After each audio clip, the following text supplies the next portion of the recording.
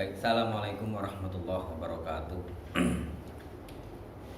Bismillah, alhamdulillah, salam Sayyidina Muhammad ibn Abdillah. La haula wa la quwata illa billahil aliyil azim. Rabbi shrah li sadri wa yassir li amri wahlul 'uqdatam min lisani yafqahu qawli. Sebelum kita mulai, mari kita tawasul dulu kepada muallif hadal kitab Ihya Ulumuddin. Mari kita panjatkan Fatihah kepada Syekh Imam Ghazali agar senantiasa kita mendapatkan keberkahan dari beliau dan kemanfaatan ilmunya kepada kita semuanya. Amin. Ila hadiniyah wa ala niyati kulli syai'. Syai'ulillahi lahumul Fatihah. A'udzubillahi minasyaitonir rajim. Bismillah.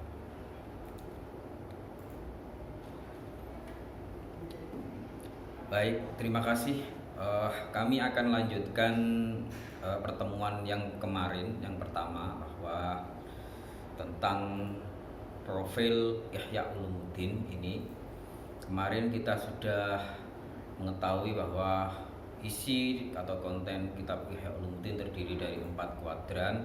Yang pertama adalah kuadran tentang ibadah, yang kedua adalah kuadran tentang muamalah, yang ketiga kuadran tentang muhlikat.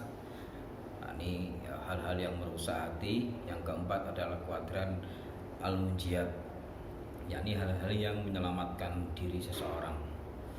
Adapun yang perlu kita kaji nanti adalah kuadran yang ketiga, yakni al-rubu'ul muhlikat, yakni hal-hal yang merusak hati. Kemudian yang melatar belakangi Ihya Ulumuddin kemarin sempat saya sampaikan bahwa kenapa kok Ihya Ulumuddin ini dibuat oleh Imam Ghazali, karena pada waktu itu terjadi kondisi negara yang sangat rumit.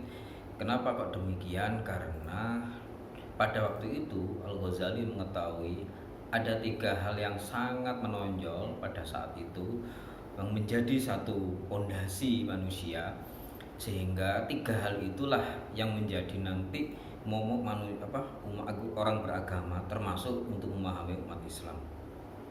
Ketiga hal itu menurut Imam Ghazali adalah yang nantinya orang-orang itu tidak akan bisa mampu memahami apa itu Islam, dan bahkan menjauhkan dari hal-hal yang bersifat keimanan manusia itu sendiri.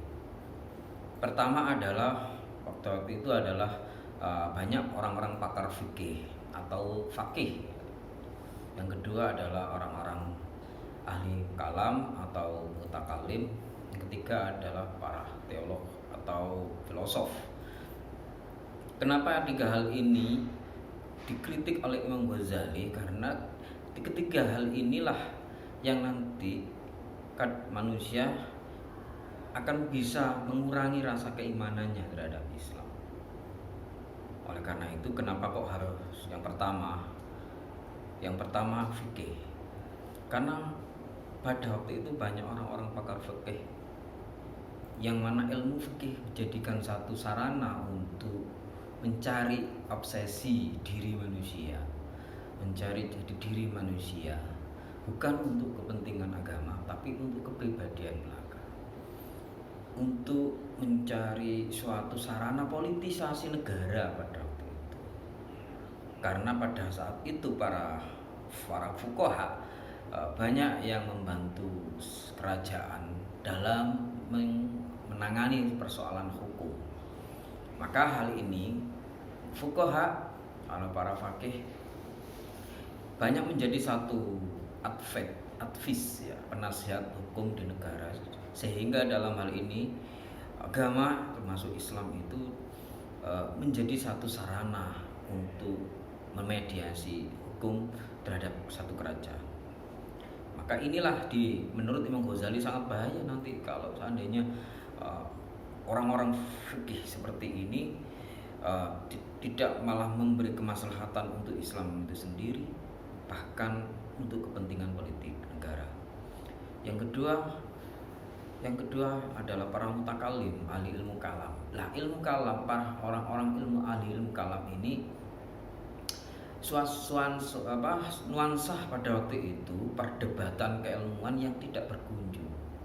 seolah-olah ini menjadi satu perdebatan yang tidak berujung dan tidak malah membentuk satu dampak positif terhadap keilmuan yang akan datang, malah justru mengurangi rasa keimanan umat Islam itu sendiri gitu. Perdebatan persoalan ketuhanan, keteologian dan seterusnya, dan ini juga terobsesi pada kepentingan pribadi, terjadilah mujadalah dan menimbulkan satu perpecahan, konflik dan seterusnya karena persoalan pemikiran, tafakur, fikra fil Islam banyak lagi, sehingga di situ banyak muncul mazhab-mazhab dan kemudian mazhab muncullah satu firqah, ada Syiah, ada Khawarij, ada Jabariyah, ada Maturidiyah, ada Jabariyah, ada Qadiriyah, kemudian Ahlussunnah dan seterusnya.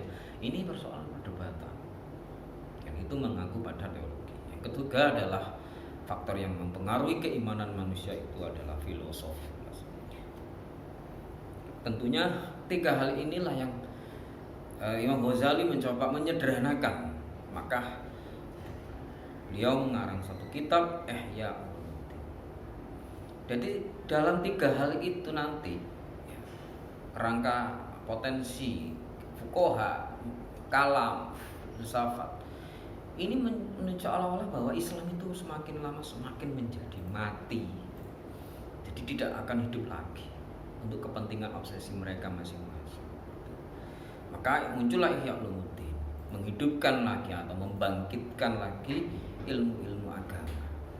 Jadi mencoba untuk dibangkitkan lagi ajaran-ajaran Islam. Baik, jadi itu saya akan mengantarkan sekelumit tentang kitab Ihya Ulumuddin ini juz 3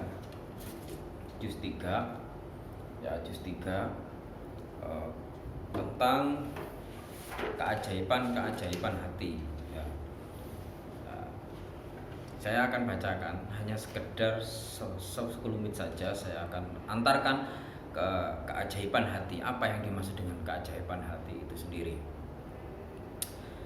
Bismillahirrahmanirrahim. Kitab Syarhil Ajaibal Qalbi. Kitab menerangkan tentang keajaiban hati.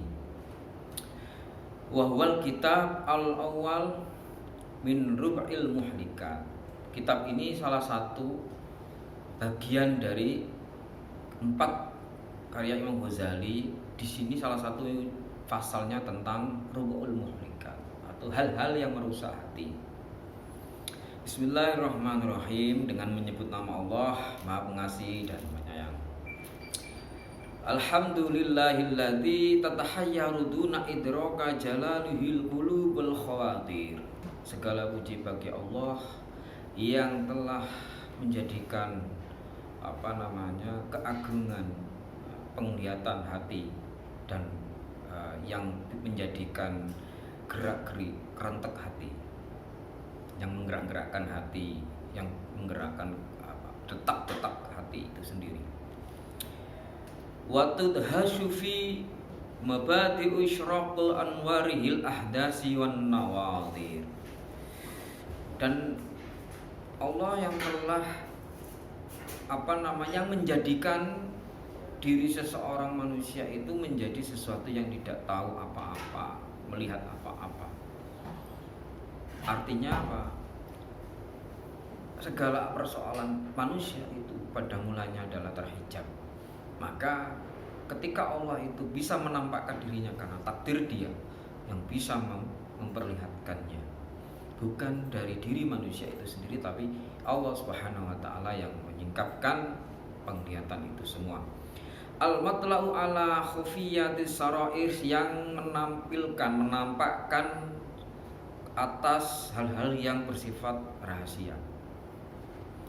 Al-alim bimaqnunatil dhamair, yang mengetahui segala apapun yang tersimpan. Allah itu mengetahui apapun yang tersimpan.